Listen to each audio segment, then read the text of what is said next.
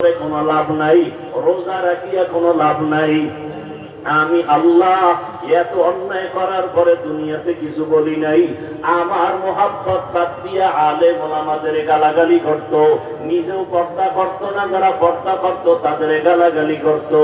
আল্লাহ বলবে, ফেরেশতা একে আর কোনো ছাড় দিয়া লাভ নাই, এর কবরটাকে দুই দিক থেকে এত জোরে চাপ দাও, এর কবরটা জাহান্নামের সাথে রাস্তা বানায় দাও। আল্লাহর ওয়াদারে কবরটা জাহান্নামের আগুনে ভরে যাবে। আল্লাহ বলবেন, কবরের মাটি